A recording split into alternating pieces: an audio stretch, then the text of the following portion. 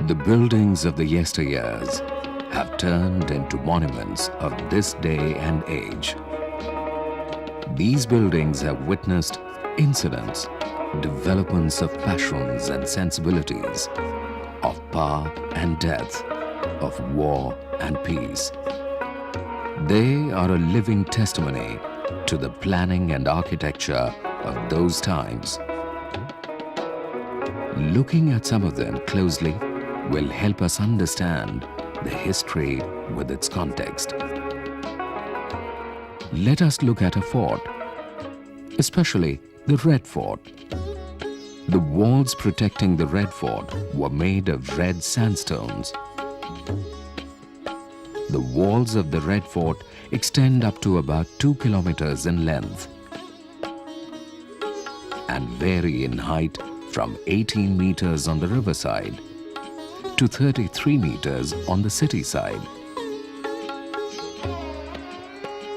The height and width of these walls also highlight the efforts which its creators put in to ensure the protection of the city within the fort.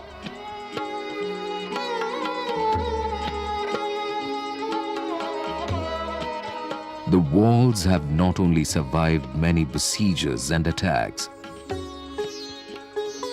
but also weathered many storms and natural calamities. Yet, their majesty does not go unnoticed.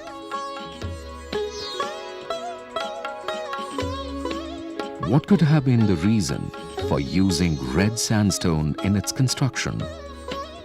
Perhaps its easy availability.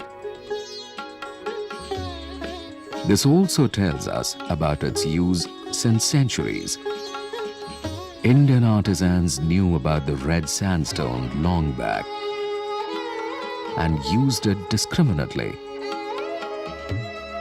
Mining of red sandstone was an important commercial activity in Western India. Red stone was also used for decorative purposes. The intricate jalis were made of red sandstones and other materials such as marble.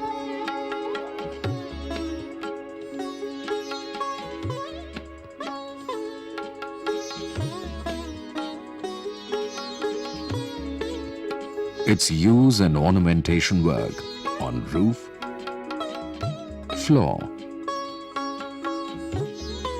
paving, pillars, beams, arches, doors, and windowsills, etc., tells us that the builders were aware of the need of creating durable aesthetic structures. Decorating buildings using varied building material was also in vogue during those times.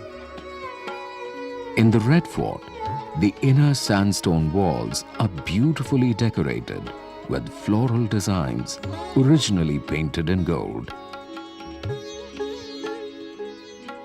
This also provides us with evidence about the advancements in architectural planning and about the knowledge of chemical compositions of different stones and how they could be best used. The same applies to the many gateways that one notices in these monuments. The sheer size of these gates emphasizes the drama, opulence, and the power of the ruler who commissioned it. Most of the gateways had single entries so as to ensure the safety of the fort. These gateways were named after the place towards which they opened. For example, Lahori Gate opened to the road leading to Lahore.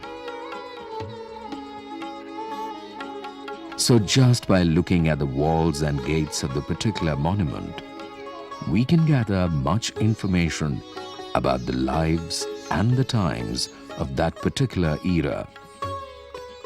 A careful study of the structures within these forts, mosques, commemorative structures, and scientific masterpieces will open a new world of information for us.